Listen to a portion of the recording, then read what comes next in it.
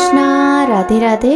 सभी भक्तों को सादर प्रणाम। आप सभी भक्तों का दिन मंगलमय हो।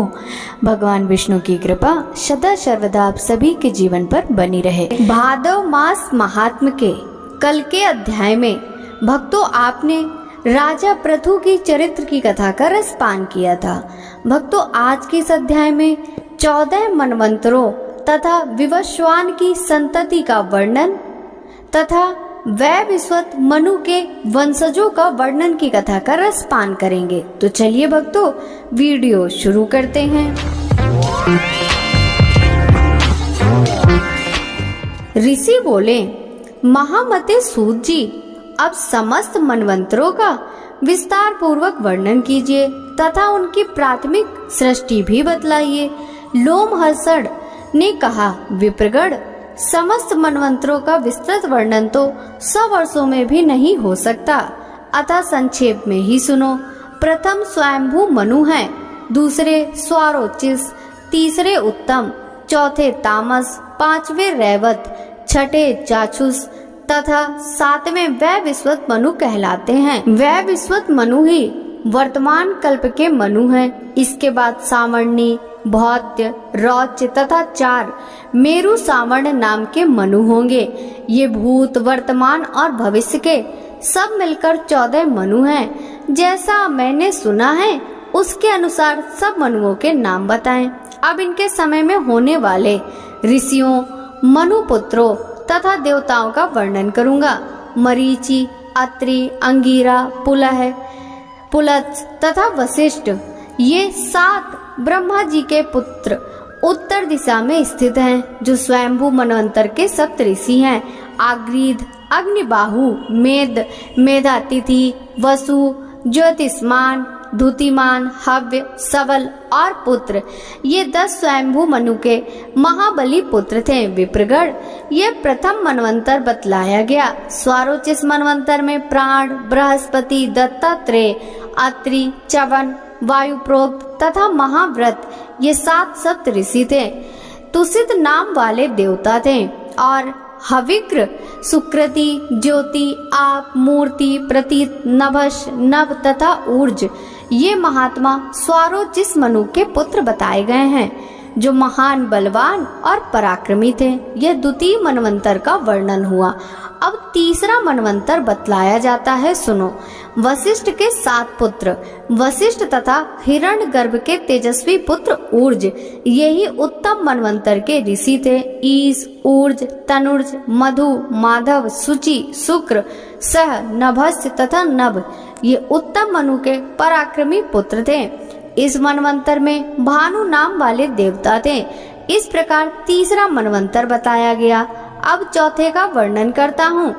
काव्य, पृथु, अग्नि, जहु, धाता, कपिवान और अकपिवान, ये 7 उस समय के सप्तऋषि थे। सत्य नाम वाले देवता थे। धुति, तपस्य, सुतपा, तपोभूत, सनातन, तपोरति, अकलमास, तन्वी, धन्वी और परतंप, ये 10 तामस मनु के पुत्र कहे गए। ये चौथे मनवंतर का वर्णन हुआ। 5वां रैवत मनवंतर है। उसमें देवबाहु, यद्रुत, वेदशिरा, हिरण्य रोमा, पर्जन्य, सोमनंदन, ऊर्ध्वबाहु तथा अत्रि कुमार, सप्तनेत्र, ये सप्तऋषि थे। अभूत, रजा और प्रकृति नाम वाले देवता थे। धृतिमान, अव्यय युक्त, तत्वदर्शी, निरुत्सुक, आरण्य, प्रकाश, निर्मोह, सत्यवाग और कृति, ये रैवत मनु के पुत्र थे। यह 5वां मनवंतर बताया गया। अब छठे चाक्षुष मनवंतर का वर्णन करता हूँ, सुनो। उसमें भृग, नभ, विवस्वान, सुधामा, विरजा, अतिनामा और सहिष्णु थे। यही सप्तऋषि थे। लेख नाम वाले 5 देवता थे। नाडव, वलेय नाम से प्रसिद्ध रुरु आदि चाक्षुष मनु के 10 पुत्र बताए जाते हैं। यहाँ तक छठे मनवंतर का वर्णन हुआ। अब 7वें वैवस्वत मनवंतर का वर्णन सुनो। अत्रि, वशिष्ठ, कश्यप, गौतम, भरद्वाज, विश्वामित्र तथा जमदग्नि, ये इस वर्तमान मनवंतर में सप्तऋषि होकर आकाश में विराजमान हैं। साध्य, रुद्र, विश्वदेव, वसु, मरुदगढ़ आदित्य और अश्विनी कुमार ये इस वर्तमान मनवंतर के देवता माने गए हैं। वैवस्वत मनु के इक्ष्वाकु आदि 10 पुत्र हुए। ऊपर जिन महातेजस्वी महर्षियों के नाम बताए गए हैं उन्हीं के पुत्र और पौत्र आदि संपूर्ण दिशाओं में फैले हुए हैं। प्रत्येक मनवंतर में धर्म की व्यवस्था तथा लोक रक्षा के लिए जो 7 सप्तऋषि रहते हैं, मनवंतर बीतने के बाद उनमें 4 महर्षि अपना कार्य पूरा करके रोग शोक से रहित ब्रह्मलोक में चले जाते हैं। तत्पश्चात दूसरे 4 तपस्वी आकर उनके स्थान की पूर्ति करते हैं। भूत और वर्तमान काल के सप्तऋषि गण इसी क्रम से होते आए हैं। सावर्णी मनवंतर में होने वाले सप्तऋषि ये हैं: परशु कुमार, व्यास, आत्रेय, भारद्वाज कुल में उत्पन्न द्रोण कुमार, अश्वत्थामा, गौतम वशी, शरद्वान, कौशिक कुल में उत्पन्न गालव तथा कश्यप नंदन और वैरी, अर्धवरीवान, समन, धृतिमान, वसु, अरिष्ट, अदृष्ट, वाजी तथा सुमति ये भविष्य में सावर्णिक मनु के पुत्र होंगे। प्रातः काल उठकर इनका नाम लेने से मनुष्य सुखी, यशस्वी तथा दीर्घायु होता है। भविष्य में होने वाले अन्य मंत्रों का संक्षेप से वर्णन किया जाता है। सुनो, सावर्ण नाम के मनु होंगे। उनमें से एक तो सूर्य के पुत्र हैं और शेष 4 प्रजापति के। ये चारों मेरुगिरि के शिखर पर भारी तपस्या करने के कारण मेरु सावर्ण के नाम से विख्यात होंगे। ये दक्ष के देवते और प्रिया के पुत्र हैं। इन 5 मनुओं के अतिरिक्त भविष्य में रौच और भौच नाम के 2 मनु और होंगे। प्रजापति रुचि के पुत्र ही रौच कहे गए। रुचि के दूसरे पुत्र जो भूति के गर्भ से उत्पन्न होंगे भौत मनु कहलाएंगे। इस कल्प में होने वाले ये 7 भावी मनु हैं। इन सब के द्वारा दीपों और नगरों सहित संपूर्ण पृथ्वी का 1 सहस्त्र युगों तक पालन होगा। सतयुग, त्रेता आदि चारों युग 71 बार बीतकर जब कुछ अधिक काल हो जाए तब वह एक मनवंतर कहलाता है। इस प्रकार ये 14 मनु बतलाए गए। ये यश की वृद्धि करने वाले, समस्त वेदों और पुराणों में भी इनका प्रभुत्व वर्णित है। ये प्रजाओं के पालक हैं। इनके यश का कीर्तन श्रेयकर है। मनवंतरों में कितने ही संहार होते हैं और संहार के बाद कितनी ही सृष्टियां होती रहती हैं। इन सब का पूरा वर्णन सैकड़ों वर्षों में भी नहीं हो सकता। मनवंतरों के बाद जो संहार होता है उसमें तपस्या, ब्रह्मचर्य और शास्त्र ज्ञान से संपन्न कुछ देवता और सप्तऋषि शेष रह जाते हैं। 1000 चतुर्युग पूर्ण होने पर कल्प समाप्त हो जाता है। उस समय सूर्य की प्रचंड किरणों से समस्त प्राणी दग्ध हो जाते हैं। तब सब देवता आदित्य गणों के साथ ब्रह्मा जी को आगे करके सुरश्रेष्ठ भगवान नारायण में लीन हो जाते हैं। वे भगवान ही कल्प के अंत में पुनः सब भूतों की सृष्टि करते हैं। वे अव्यक्त सनातन देवता हैं। यह संपूर्ण जगत उन्हीं का है। मुनिवरों, अब मैं इस समय वर्तमान महातेजस्वी वैवस्वत मनु की सृष्टि का वर्णन करूंगा। महर्षि कश्यप से उनकी भार्या दक्ष कन्या अदिति के गर्भ से विवस्वान सूर्य का जन्म हुआ। विश्वकर्मा की पुत्री संज्ञा विवस्वान की पत्नी हुई। उसके गर्भ से सूर्य ने 3 संतानें उत्पन्न की, जिनमें 1 कन्या और 2 पुत्र थे। सबसे पहले प्रजापति श्राद्ध देव, जिन्हें वैवस्वत मनु कहते हैं, उत्पन्न हुए। तत्पश्चात यम और यमुना ये जुड़वा संतानें हुई। भगवान सूर्य के तेजस्वी स्वरूप को देखकर संज्ञा उन्हें सह न सकी। उसने अपने समान वर्ण वाली अपनी छाया प्रकट की। वह छाया संज्ञा अथवा शवर्मा नाम से विख्यात हुई। उसको भी संज्ञा ही समझकर सूर्य ने उसके गर्भ से अपने ही समान तेजस्वी पुत्र उत्पन्न किया। वह अपने बड़े भाई मनु के ही समान था, इसलिए सावर्ण मनु के नाम से प्रसिद्ध हुआ। छाया संज्ञा से जो दूसरा पुत्र हुआ उसकी शनैश्चर के नाम से प्रसिद्धि हुई। यम धर्मराज के पद पर प्रतिष्ठित हुए और उन्होंने समस्त प्रजा को धर्म से संतुष्ट किया। इस शुभ कर्म के कारण उन्हें पितरों का आधिपत्य और लोकपाल का पद प्राप्त हुआ। सावर्ण मनु प्रजापति हुए। आने वाले सावर्णिक मनवंतरों के ही स्वामी होंगे। वे आज भी मेरुगिरि के शिखर पर नित्य तपस्या करते हैं। उनके भाई शनैश्चर ने ग्रह की पदवी पाई। लोमहर्षण जी कहते हैं, वह विश्वत मनु के 9 पुत्र उन्हीं के समान हुए। उनके नाम इस प्रकार हैं: इक्ष्वाकु, नभाग, दृष्ट, सर्यार्थी, नरिष्यंत, प्रांशु, अरिष्ट, करुष तथा प्रथस। एक समय की बात है, प्रजापति मनु पुत्र की इच्छा से मैत्रावरुण याग कर रहे थे। उस समय तक उन्हें कोई पुत्र नहीं हुआ था। उस यज्ञ में मनु ने मित्रावरुण के अंश की आहुति डाली। उसमें से दिव्य वस्त्र, एक दिव्य आभूषणों से विभूषित दिव्य रूप वाली ईला नाम की कन्या उत्पन्न हुई। महाराज मनु ने उसे ईला कहकर संबोधित किया और कहा, कल्याणी तुम मेरे पास आओ। तब ईला ने पुत्र की इच्छा रखने वाले प्रजापति मनु से यह धर्मयुक्त वचन कहा, महाराज मैं मित्रावरुण के अंश से उत्पन्न हुई हूँ, अतः पहले उन्हीं के पास जाऊंगी। आप मेरे धर्म में बाधा न डालिए। यो कहकर वह सुंदरी कन्या मित्रावरुण के समीप गई और हाथ जोड़कर बोली, भगवान मैं आप दोनों के अंश से उत्पन्न हुई हूँ, आप लोगों की किस आज्ञा का पालन करूं? मनु ने मुझे अपने पास बुलाया। मित्रावरुण बोले, सुंदरी तुम्हारे इस धर्म, विनय, इंद्रिय संयम और सत्य से हम लोग प्रसन्न हुए।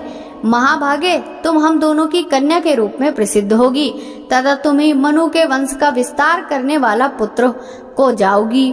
उस समय तीनों लोकों में सुघ्रुम के नाम से तुम्हारी ख्याति होगी। यह सुनकर वह पिता के समीप से लौट पड़ी। मार्ग में उसकी बुध से भेंट हो गई। बुध ने उसे मैथुन के लिए आमंत्रित किया। उनके वीर से उसने पुरुरवा को जन्म दिया। तत्पश्चात वह सुघ्रुम के नाम से परिणित हो गई। सुघ्रुम के 3 बड़े धर्मात्मा पुत्र हुए, उत्कल, गय और विनताश्च। उत्कल की राजधानी उत्कला हुई। विनताश्व को पश्चिम दिशा का राज्य मिला तथा गय पूर्व दिशा के राजा हुए। उनकी राजधानी गया के नाम से प्रसिद्ध हुई। जब मनु भगवान सूर्य के तेज में प्रवेश करने लगे तब उन्होंने अपने राज्य को 10 भागों में बांट दिया। सुघ्रुम के बाद उनके पुत्रों में इक्ष्वाकु सबसे बड़े थे, इसलिए उन्हें मध्य देश का राज मिला। सुधुम्न कन्या के रूप में उत्पन्न हुए थे, इसीलिए उन्हें राज्य का भाग नहीं मिला। फिर वशिष्ठ के कहने से प्रतिष्ठानपुर में उनकी स्थिति हुई। प्रतिष्ठानपुर का राज्य पाकर महायशस्वी सुधुम्न ने उसे पुरुरवा को दे दिया। मनु कुमार सुघुम्न क्रमशः स्त्री और पुरुष दोनों के लक्षणों से युक्त हुए, इसीलिए ईला और सुघुम्न दोनों नामों से उनकी प्रसिद्धि हुई। नरिष्यंत के पुत्र शकु हुए। नाभाग के राजा अमरीश हुए। दृष्ट से धाष्टक नाम वाले क्षत्रियों की उत्पत्ति हुई, जो युद्ध में उन्मत्त होकर लड़ते थे। करुष के पुत्र कारुष नाम से विख्यात हुए, वे भी रणोन्मत्त थे। प्रांशु के एक ही पुत्र थे, जो प्रजापति के नाम से प्रकट हुए। सर्याति के 2 जुड़वा संतानें हुई, उनमें अनर्थ नाम से प्रसिद्ध पुत्र तथा सुकन्या नाम वाली कन्या थी। यही सुकन्या महर्षि च्यवन की पत्नी हुई। अनर्थ के पुत्र का नाम रैव था। उन्हें अनर्थ देश का राज्य मिला। उनकी राजधानी द्वारिका हुई। रैव के पुत्र रैवत हुए, जो बड़े धर्मात्मा थे। उनका दूसरा नाम ककुंभी था। उन्होंने अपने पिता के ज्येष्ठ पुत्र होने के कारण उन्हें कुश स्थली का राज मिला। एक बार वे अपनी कन्या को साथ ले ब्रह्मा जी के पास गए और वहां गंधर्वों के गीत सुनते हुए 2 घड़ी ठहरे। इतने ही समय में मानव लोक में अनेक युग बीत गए। रैवत जब वहां से लौटे तब अपनी राजधानी कुछ स्थली में आए, परंतु वहां यादवों का अधिकार हो गया था। यदुवंशियों ने उसका नाम बदलकर द्वारवती रख दिया। उसमें बहुत से द्वार बने थे। वह पुरी बड़ी मनोहर दिखाई देती थी। भोज, वृष्णि और अंधक वंश के वसुदेव आदि यादव उसकी रक्षा करते थे। रैवत ने वहां का सब वृतांत ठीक ठीक जानकर अपनी रेवती नाम की कन्या बलदेव जी को ब्याह दी और स्वयं मेरु पर्वत के शिखर पर जाकर तपस्या में लग गए। धर्मात्मा बलराम जी रेवती के साथ सुखपूर्वक विहार करने लगे। वृषभ ने अपने गुरु गाय का वध किया था, इसलिए वे साप से शूद्र हो गए। इस प्रकार ये वैवस्वत मनु के 9 पुत्र बताए गए। मनु जब छींक रहे थे उस समय इक्ष्वाकु की उत्पत्ति हुई। इक्ष्वाकु के 100 पुत्र हुए, उनमें विकुक्षी सबसे बड़े थे। वे अपने पराक्रम के कारण अयोध्या नाम से प्रसिद्ध हुए। उन्हें अयोध्या का राज प्राप्त हुआ। उनके शकुनी आदि 5 पुत्र हुए जो अत्यंत बलवान और उत्तर भारत के रक्षक थे। उनमें से वसाती आदि 58 राजपुत्र दक्षिण दिशा के पालक हुए। विकुच्छी का दूसरा नाम ससाद था। इक्ष्वाकु के मरने पर ही वे राजा हुए। ससाद के पुत्र ककुत्स के अनेना, अनेना के प्रथु, प्रथु के विराट्स्व, विराट्स्व के आद्र, आद्र के युवनास्व, युवनास्व के श्रावस्वत। उन्होंने ही श्रावस्तीपुरी बसाई थी। श्रावस्व के पुत्र बृहदश्य और उनके पुत्र कुललाश्व हुए। ये बड़े धर्मात्मा राजा थे। इन्होंने धुंधु नामक दैत्य का वध करने के कारण धुंधमार नाम से प्रसिद्धि प्राप्त कर ली। मुनि बोले, महाप्राज्ञ सूत जी, हम धुंधु वध का वृतांत ठीक ठीक सुनना चाहते हैं, जिससे कुलश्वा का नाम धुंधुमार हो गया। लोमहर्षण जी ने कहा, कुलाश्व के 100 पुत्र थे। वे सभी अच्छे धनुर्धर, विद्याओं में प्रवीण, बलवान और दुर्धर्ष थे। सबकी धर्म में निष्ठा थी। सभी यज्ञ करता तथा प्रचुर दक्षिणा देने वाले थे। राजा बृहदश्य ने कुलवाश्व को राजपद पर अभिषिक्त किया और स्वयं वन में तपस्या करने के लिए जाने लगे। उन्हें जाते देख ब्रह्मर्षि उतंक ने रोका और इस प्रकार कहा, राजन, आपका कर्तव्य है प्रजा की रक्षा, अतः वही कीजिए। मेरे आश्रम के समीप मधु नामक राक्षस का पुत्र महाअसुर धुंधु रहता है। वह संपूर्ण लोगों का संहार करने के लिए कठोर तपस्या करता है और बालू के भीतर सोता है। वर्ष में एक बार बड़े जोर से सांस छोड़ता है। उस समय वहाँ की पृथ्वी डोलने लगती है। उसके श्वास की हवा से बड़े जोर की धूल उड़ती है और सूर्य का मार्ग ढक लेती है। लगातार 7 दिनों तक भूकंप होता रहता है। इसलिए अब मैं उस आश्रम में नहीं रह सकता। आप समस्त लोगों के हित की इच्छा से उस विशालकाय दैत्य को मार डालिए। उसके मारे जाने पर सब सुखी हो जाएंगे। बृहदश्व बोले, भगवान, मैंने तो अब अस्त्र शस्त्रों का त्याग कर दिया है। यह मेरा पुत्र है, यही धुंधु दैत्य का वध करेगा। राजर्षि बृहदश्व अपने पुत्र कुलवाश्व के धुंधु के वध की आज्ञा दे स्वयं पर्वत के समीप चले गए। कुलाश्व अपने सब पुत्रों को साथ ले धुंधु को मारने चले गए। साथ में महर्षि उतंक भी थे। उतंक के अनुरोध से संपूर्ण लोगों का हित करने के लिए साक्षात भगवान विष्णु ने कुलवाश्व के शरीर में अपना तेज प्रविष्ट किया। दुर्दश कुलवास जब युद्ध के लिए प्रतिष्ठित हुए, तब देवताओं का यह महान शब्द गूंज उठा, ये श्रीमान नरेश अवध्य हैं। इनके हाथ से आज धुंधु अवश्य मारा जाएगा। पुत्रों के साथ वहां जाकर वीरवर कुलवास ने समुद्र को खुदवाया। खोदने वाले राजकुमार ने बालू के भीतर धुंधु का पता लगा लिया। वह पश्चिम दिशा को पैर कर कर पड़ा था। वह अपने मुख की आग से संपूर्ण लोगों का संहार सा करता हुआ जल का स्रोत बहाने लगा। जैसे चंद्रमा के उदय काल में समुद्र में ज्वार आता है, उसकी उत्ताल तरंगे बढ़ने लगती हैं, उसी प्रकार वहां जल का वेग बढ़ने लगा। कुलाश्व के पुत्रों में 3 को छोड़कर से सभी धुंधु की मुखाग्नि से जलकर भस्म हो गए। तदंतर महातेजस्वी राजा कुलाश्व ने उस महाबली धुंधु पर आक्रमण किया। वे योगी थे, इसलिए उन्होंने योग के द्वारा वेग से प्रवाहित होने वाले जल को पी लिया और आग को भी बुझा दिया। फिर बलपूर्वक उस महाकाय जलचर राक्षस को मारकर महर्षि उतंक का दर्शन किया। उतंक ने उन महात्मा राजा को वर दिया, तुम्हारा धन अक्षय होगा और शत्रु तुम्हें पराजित ना कर सकेंगे। धर्म में सदा तुम्हारा प्रेम बना रहेगा और अंत में स्वर्ग लोक का अक्षय निवास प्राप्त होगा। युद्ध में जो तुम्हारे पुत्र राक्षस द्वारा मारे गए हैं, उन्हें भी स्वर्ग में अच्छे लोक प्राप्त होंगे। धुंधु मार के जो 3 पुत्र युद्ध से जीवित बच गए थे, उनमें से द्रोणास सबसे ज्येष्ठ थे और चंद्रास तथा कपिलाश उनके छोटे भाई थे। द्रोणास के पुत्र का नाम हैरश्व था। हैरश्व का पुत्र निकुंभ था, जो सदा क्षत्रिय धर्म में तत्पर रहता था। निकुंभ का युद्ध विशारद पुत्र सहनताश था। सहनताश के 2 पुत्र अक्राश और कृशाश्व, उसके हेमवती नाम की एक कन्या भी थी, जो आगे चलकर द्रस्वती के नाम से प्रसिद्ध हुई।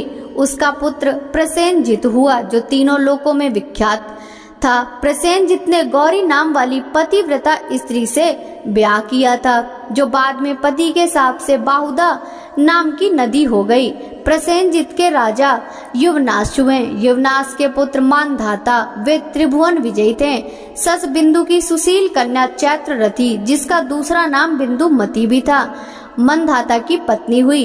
इस भूतल पर उसके समान रूपवती स्त्री दूसरी नहीं थी। बिंदुमती बड़ी पतिव्रता थी। वह 10,000 भाइयों की ज्येष्ठ भागनी थी। मानधाता ने उसके गर्भ से धर्मज्ञ पुरुकुत्स और राजा मुचकुंद ये 2 पुत्र उत्पन्न किए। पुरुकुत्स के उनकी स्त्री नर्मदा के गर्भ से राजा त्रिशतदस्यु उत्पन्न हुए। उनमें संभुत का जन्म हुआ। संभुत के पुत्र शत्रुदमन त्रिनधनवा हुए। राजा त्रिनधनवा से विद्वान वयारुण हुए। उनका पुत्र महाबली सत्यव्रत हुआ। उसकी बुद्धि बड़ी खोटी थी। उसने वैवाहिक मंत्रों में विघ्न डालकर दूसरे की पत्नी का अपहरण कर लिया। बाल स्वभाव, कामासक्ति, मोह, साहस और चंचलता वश उसने ऐसा कुकर्म किया था जिसका अपहरण हुआ था। वह उसके किसी पूर्ववासी की ही कन्या थी। इस अधर्म रूपी के कारण कुपित होकर त्रयारुण ने अपने उस पुत्र को त्याग दिया। उस समय उसने पूछा, पिताजी, आपके त्याग देने पर मैं कहाँ जाऊँ? पिता ने कहा, ओ कुल कलंक, जा चंडालों के साथ रह। मुझे तेरे जैसे पुत्र की आवश्यकता नहीं। यह सुनकर वह पिता के कथनानुसार नगर से बाहर निकल गया। उस समय महर्षि वशिष्ठ ने उसे मना नहीं किया। वह सत्यव्रत चंडाल के घर के पास रहने लगा। उसके पिता भी वन में चले गए। तदंतर उसी अधर्म के कारण इंद्र ने उस राज्य में वर्षा बंद कर दी। महातपस्वी विश्वामित्र उसी राज्य में अपनी पत्नी को रखकर स्वयं समुद्र के निकट भारी तपस्या कर रहे थे। उनकी पत्नी ने अकाल ग्रस्त हो अपने मंझले औरस पुत्र के गले में रस्सी डाल दी और शेष परिवार के भरण पोषण के लिए 100 गायें लेकर उसे बेच दिया। राजकुमार सत्यव्रत ने देखा कि विक्रय के लिए इसके गले में रस्सी बंधी हुई है। तब उस धर्मात्मा ने दया करके महर्षि विश्वामित्र के उस पुत्र को छुड़ा लिया और स्वयं ही उसका भरण पोषण किया।